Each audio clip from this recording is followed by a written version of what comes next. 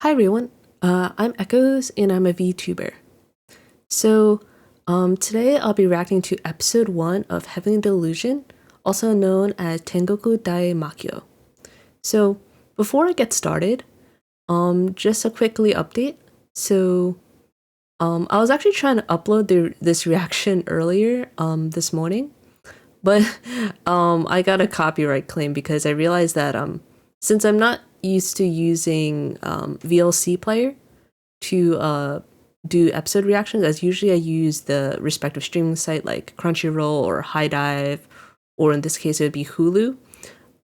This episode is on Hulu yet, so I have to kind of wait. So I realized that at least with YouTube, they do copyright strike when you play too much of the same video. So that was my fault, because usually I pause when I do reactions, but I accidentally kept forgetting to pause by accident. So yeah, so I'll be doing that a bit more. But yeah, anyway, let's get started. So we pretty much have a really interesting beginning with, you see an image of tomatoes like on this farm, and you see all these kids pretty much going through their daily lives. And what's interesting is that you also get this really amazing like sweeping shot. It's a really excellent use of camera movement. As you can see, like the building is like made of CG, but it's sort of in the grass as well. But it's like it's an incredibly smooth transition up to this girl right here who's sort of overseeing everything. And what's interesting is that on the top you have this honeycomb pattern that's allowing the light to come through. And then you have, you learn that the girl who's looking up her name is Mimihime. And then you have this other girl who's talking to her. And she's asking what she's daydreaming about, because class is going to start. And she also says we have a test.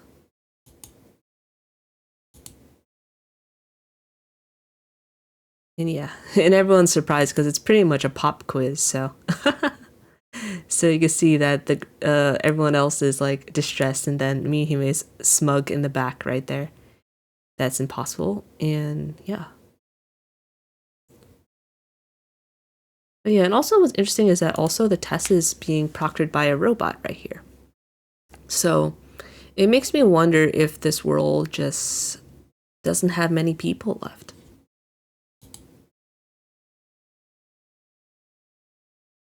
So pretty much you can see that the test right here is made up of pretty much basic algebra questions. So if you remember taking similar questions, then they may be familiar to you. And you can see that the world that they're in seems to be pretty high-tech for the most part. And you have this kid who's drawing right here. And he's drawing like this monster fish with like multiple arms. And this girl's like asking him like, why does the fish have arms? Because it's like, you know, because fish usually don't. So, but the boy here is like, easy to catch them, which is kind of interesting. I think it's a possible level of foreshadowing. So yeah. Kind of weird, right? And then the girl wants to show the director, who's probably an important figure here, and also asks for the image as well. You can see that they're all being timed, and you can see that they're all using it on their tablets. So it makes you wonder also if this world is just very highly technological, or more that they don't have paper available. And oh yeah, this glitch effect is really cool, where this girl who is in the back right here with the short hair has the glitch effect.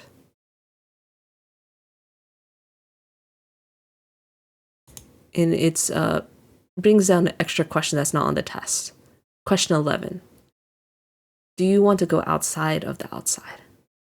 In this question pretty much encompasses one of the main concepts of the entire show.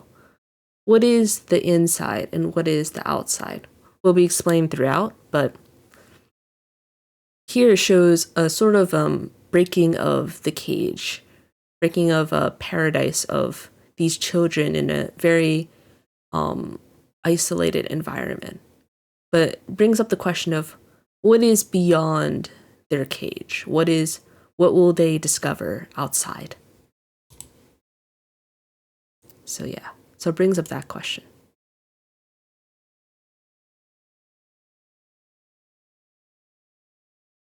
And now we get the other perspective. So just a quick clarification. So I actually read the manga for a pretty significant amount of the beginning chapters of this series.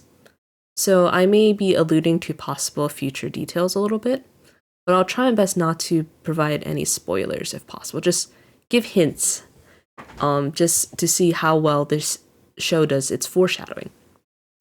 And now we get another perspective, since this show has two perspectives.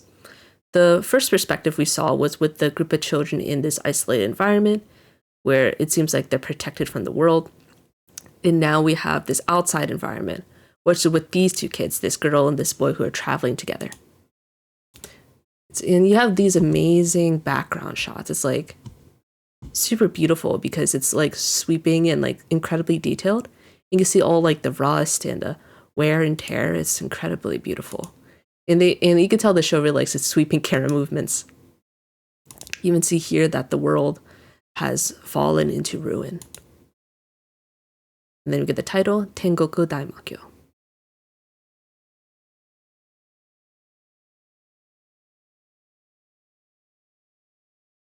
Then we get crows. They probably symbolize death, as this world has pretty much ended, or society has ended as the way we knew it.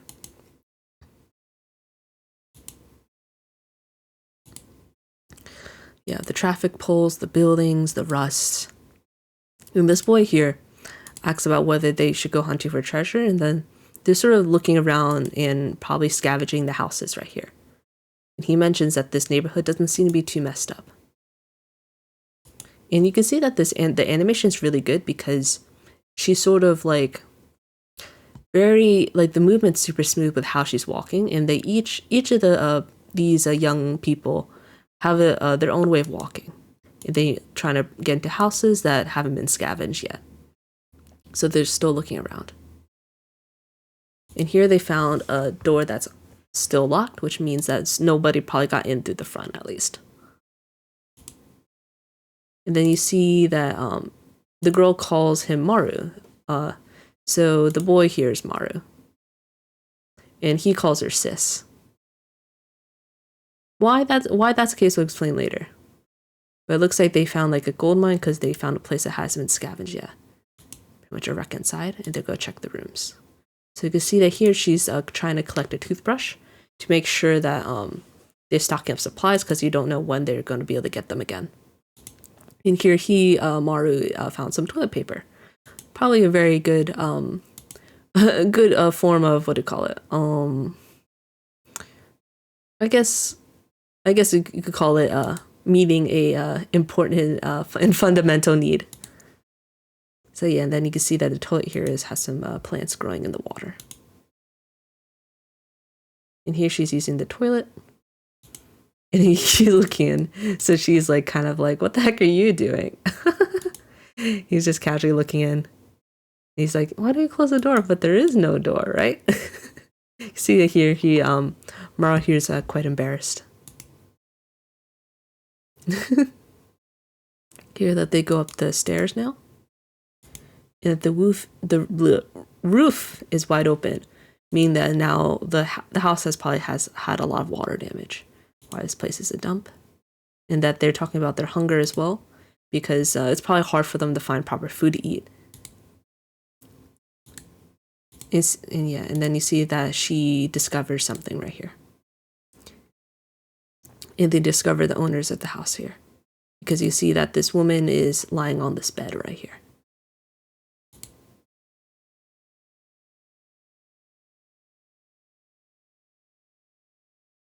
Most of the people who survive end up dying of starvation, yeah, because they're if people are fighting and food spoils over time, it's probably hard to find much of anything to eat. Since they died in this house, then that means that there's no food. That means that they probably ate whatever food was left, and then she suggests that they go to the next house. as you can see here that it's a couple actually on the bed. So a man and a woman, and that they're holding hands. So yeah, it's a pretty sad situation here. And you see here is that the girl here is cooking some food, as it because she has the pot and makeshift supplies and everything. And he's remarking that the house is pretty expansive, so it's probably owned by rich people. You can tell by the name Nadeshiro family. Feels like an old traditional Japanese family. And here you see that they opened the canned food right here, as they couldn't find anything to eat. Find some plates, and then they're pretty hungry and everything. And he's asking what the vegetable was, because she found some weeds in the area, and hopefully they're edible, they won't die from it. Because it looks normal, it's probably not poisonous, right? And then the food is disgusting. These reactions, and you see the Oni mask. Man, it's super bitter. And then he's like, why you ruined the dish because of the weeds and stuff. And then you could tell how important canned food is too, because I'm pretty sure they don't get it very often, because before they had like the canned beans and like canned, I think, scallops or something. So yeah, and then yeah, she's apologizing because of it, because like it goes to be a waste. And now you could see that the scenery change, it's raining outside. And see here, she's looking at some photos of some important people right here.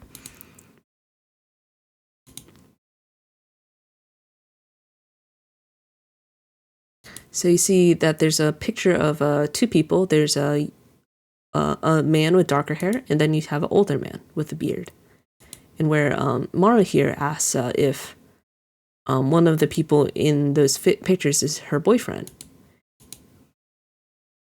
Can never fall asleep. He always fast asleep waiting before me. So I guess she's a deep sleeper. I guess I'm really useless bodyguard. So then we learn a bit more about the roles. So she is currently trying to guard him. And he says he's good at protecting himself. Go back if you want. But then she mentions how her relationship with the two people. So one of them is her friend, and the other is someone that she wants to see. So in a way, she's going with him. Let's see, you'll see a little bit here. Is that kill two birds with one stone? Pretty much she gets to achieve multiple goals at the same time. So it benefits everyone. Why it's important I tag along with you. And you see here that he's blushing because you can tell that he likes her. And you're not going to go anywhere while you're sleeping. And now you see here is where you get like some really amazing imagery. You have, you can see you may think it's like a bird flying, right? You can see that the bird doesn't really have a head. It just looks like it just has a disembodied neck. No head, long neck. And then you see it perching on top of this house. Like, what's really amazing is that you get to see like how gorgeous the scenery is. You have like the bird flying in the night surrounded by like these telephone poles that are like surrounded by clouds filled with lightning. And now you can see that they're still traveling a little bit more. So yeah, currently they're trying to find a place to meet more people, or to get more of a lead on where to go. Something like somewhere with land or near a station. I wonder why they're looking for stations. Walk along the railway track for now. And also he wants a new pair of shoes because I'm pretty sure they walk all the time.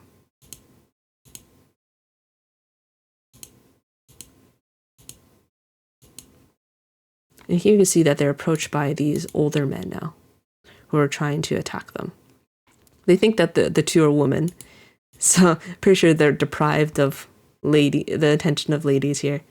See that the guy is the young boy is, a man.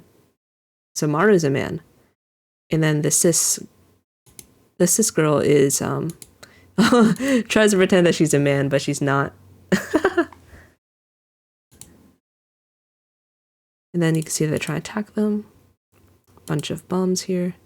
could tell that these two are quite experienced with dealing with these type of people. They're from a lost generation where the world ended before it began. So yeah, it makes you wonder how old these younger people are compared to these older people, and how long has the world been like this? Then you see they're leaving, and then this guy says that she may not have a real gun because her gun looks kind of weird. It kind of looks like a corkscrew at the end. So they think that it's a bluff. You can see that they're now fighting. So it's here. See that she is going up the fence right here, and he is the one who's doing the close combat. So I really like this fight scene because it's so fluid, and it's like, I don't know, it's so good. Because you could tell he's really good with dealing with people bigger his size, because he could do flips, he could do kicks, he could also deal with weapons as well. Very, very skilled young man. Yeah, it really reminds me of like the Psycho-Pass fights, which are similar in feeling because they're often like a bit more of like this close combat. Then here's where she pulls out her weapon, which is pretty much like a laser gun or a beam gun. And you can tell that she doesn't really want to kill them because she's hitting the telephone pole instead of hitting the people themselves. And they're like, what? It works? So yeah. And they're asking about taking her to heaven. And that now we get go back to the title of the series, which is Heaven, right? Heavenly Delusion. So it makes you wonder what exactly the heaven that they're looking for is. Is it a place? Is it a concept? So most likely it is a place though. But yeah, you can see that also these people hiding out in a hospital. Here's where she's trying to recharge her battery right here. She's threatening back with a gun.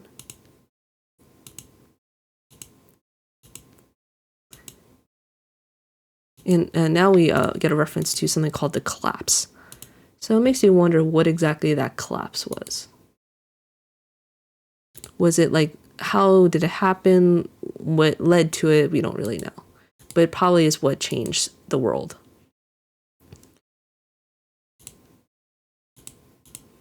And then here they mentioned they may found something that's like heaven involves tomatoes, which is interesting. And you could tell that they're taking out maps so that they can go to that next destination.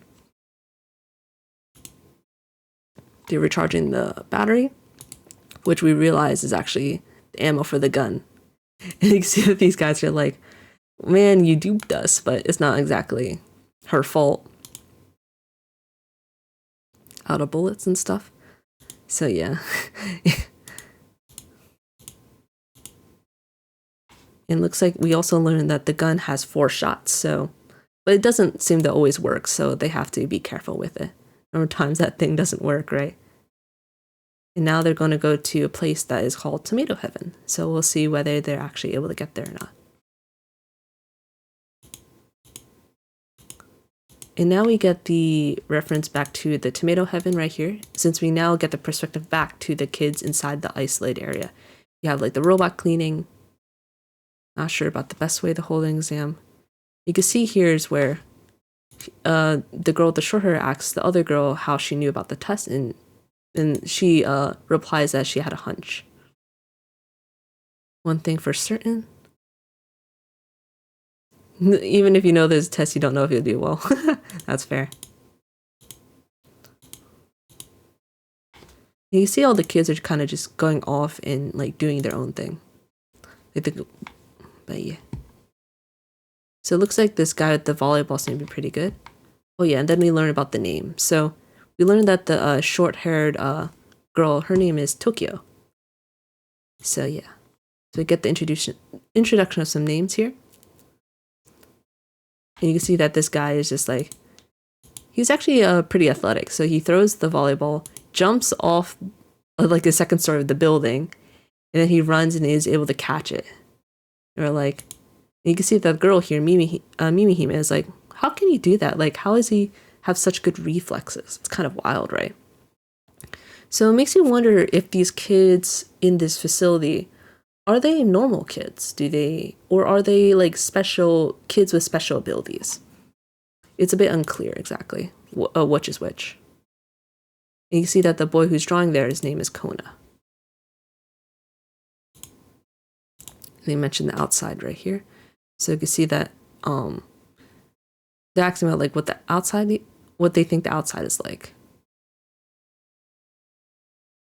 And here you can see that the explanation about what is outside of the wall. Because now we see that this place at the inn is surrounded by walls that cannot be crossed. And there's the outside, right? There's just nothing, and then she thinks that there's something else.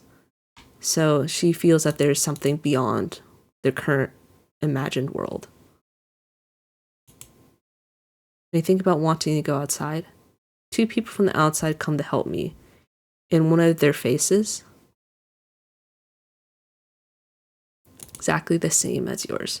So here's where we get we learn that we get more of an idea that these kids may have special abilities, especially since that girl Mimihime says that she was able to see 2 people outside of the wall, that one of them looks like exactly like this girl Tokyo, and we know that because we just met with Maru before, who's on the outside, and Tokyo's on the inside. And they look pretty much exactly the same, so outside of their genders and names. So it makes me wonder if they're twins or if they're genetically identical. For what, in case of this like some sort of genetic shenanigans happening here. But yeah. So in a way, you could tell that Tokyo right here is sort of being introduced to the possibilities of what could lie beyond their current world. And then you have these really amazing like background shots. It's like really helps with the atmosphere. What is the outside of the outside? And then now we meet some of the other adults of the series. You have the director who's in the wheelchair, who's the old lady. Next met by a person who looks like a formal like doctor maybe, and a person helping move the wheelchair. And they suggesting her to take medicine. And she's asking about, is there outside? And the director's like, did you think about that? And then she mentions Mimihime, who was the one who told her about it. And here the director says that the girl has a sharp intuition. So in a way, the director confirms that Mimihime may somehow knows more than she should. And she also mentioned here is that it's only a matter of time before they find out. Don't worry. So it makes you wonder, what do they mean by find out? Do they mean finding out about the outside, or more that they will eventually figure out what lies beyond the walls? Is it truth that they'll learn eventually? And she confirms that there's an outside. And then go back to these 2 here, who are on the outside. But the bodyguard, hear that she's been really tired, so she falls to her feet right here. I really love the character animation because it's like so like smooth, but it really oozes personality. Nothing to eat, nowhere to sleep, and also wanting to just go to different shops and things. He says that they're pretty much traveling, and she's a city girl. And here he's being considerate because you could tell that he's going out of his way to carry both of their bags at the same time in order to find a place to sleep. And it's like, where are you getting the energy from? It's because you're young. And he said that they're pretty much the same age, which is kind of funny. So he's 15 and she's a few years older, I think. She said 18 or 20, but she's not really sure how old she is. Not good numbers. And now they go to this house that they were told about via the map. And now they meet this older woman who is probably doing some farming. And you could tell that the woman's counting some money.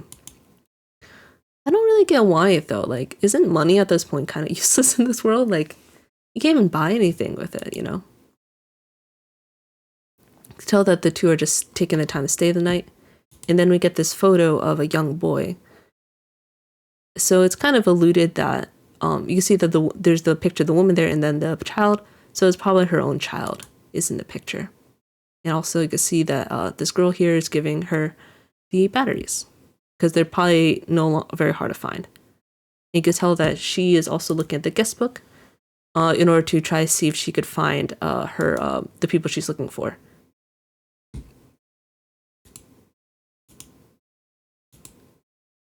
on here.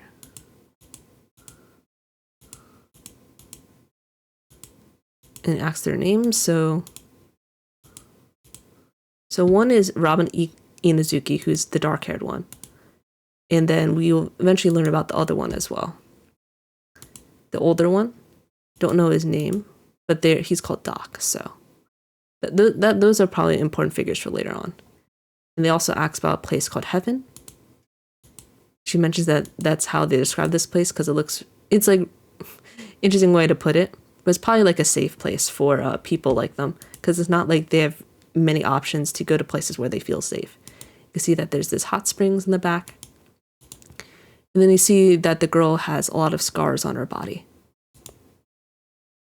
So they look kind of like as if she was attacked by like something with sharp claws.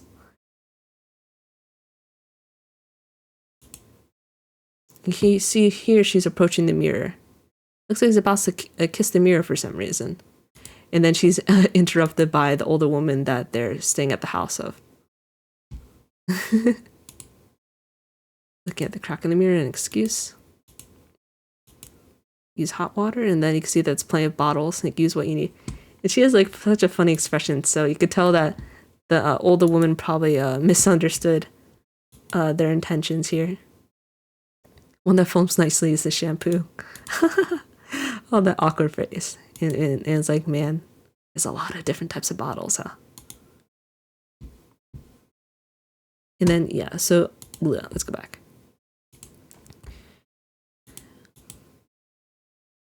And you see here is that the building has the solar panels. So that's probably how they're able to use electricity, which is shown here with the plug. That's why the woman says that they don't have power reserves, so they can only use the power when from the they can only use solar power. Also, what I like here is that this is a pretty intimate gesture, where that the boy is helping blow dry the girl's hair. That's wet. Usually this type of thing, like anything involving like taking care of hair of someone else, is usually done with only family or couples. So it kind of confirms that this young man here, Maru, does like the girl. So yeah. And also like how he's like carefully holding it and everything. It's really nice. And then you can see the picture of the boy that was in the frame before. And then she notices, this girl here notices the gun case. And then we get introduced to the monsters that live in the area. Don't go wandering at night. And it's called a Hiroko, or a man-eater. You can see that she kind of recognizes that. Calls it different things. It's a big, confusing shape. That they can kill it. You can see the woman here is very closely touching this knife here. And mentions that guns can't do anything to it. But that the two can kill monsters. It's called a Kiru beam. So it looks like the girl, her name is probably Kiru then. Because that's why she names the gun after herself. Kind of weird, right? And here they made the stew. Which just has like celery, meat, and maybe potatoes, possibly? Or tomatoes like what's in the mentioned before. But what's interesting here is that when this girl eats, when she eats the meat, usually you'd assume it would have no sound. But it has an odd crunchy sound. So it makes you wonder what's exactly in it. And that seems to be really delicious. And here's the woman pretty much discusses with them something. Because they're in such odd times. And oh yeah, here. Not my opinion, but having children with a close relative, generally speaking, is dangerous. So it's kind of funny remark because if you don't know, just in case, people cannot, it's very much better to not have children with anyone who's closely related to you genetically, because it means that the children of those people will most likely have birth defects. It's sort of a natural form of evolution, which is why usually people try to be more genetically diverse or to survive better. While if they mix blood or Gen X too closely, then it means that their children aren't able to survive. You see, and then you see that these two are really embarrassed when you're trying to say their faces are red.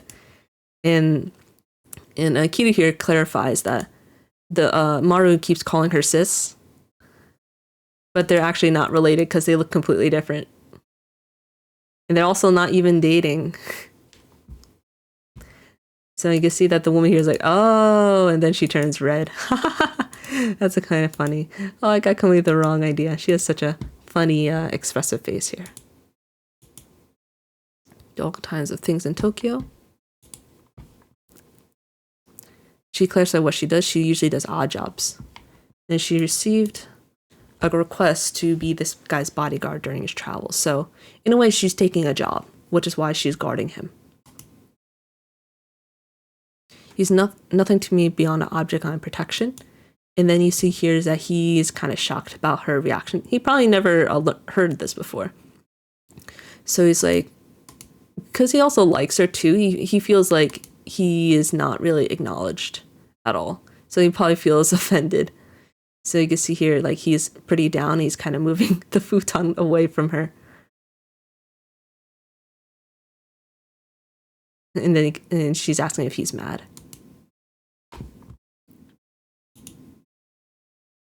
Then you can tell that she gets a little bit closer, and then he falls deeply asleep. He falls asleep straight away. And you see here that she falls to the ground when she's just trying to walk to the futon. And it makes you wonder why she's so tired so quickly. Because you can tell from her eyes, like, it feels like it's not a natural form of sleeping.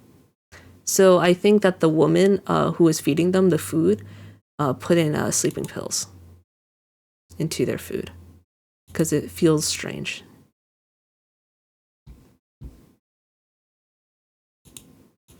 And here you could tell that the woman is taking out the gun case, and then you see references with these quick screenshots of the child that has lived here. Most likely he probably is gone or he's dead. So, which is why he's no longer here. You see traces of him all over the house. So yeah, and then she cocks open the gun, the woman right here. And then we get the bird-like creature that we saw before. That pretty much looks like a monster. Has all like the tentacles and things. Is there an outside beyond this one? There is an outside. However, it is full of monsters. So in a way, this older woman telling about the truth will still deter people from actually leaving. You can see that the creature has this mouth and a lot of eyes. So heaven and hell indeed. So yeah, hope you guys find that interesting. I personally really like this episode. It's like such a good way of like introducing like what could possibly happen in the future and how things could possibly pan out. But we'll see how things go. A lot of mysteries sort of introduced.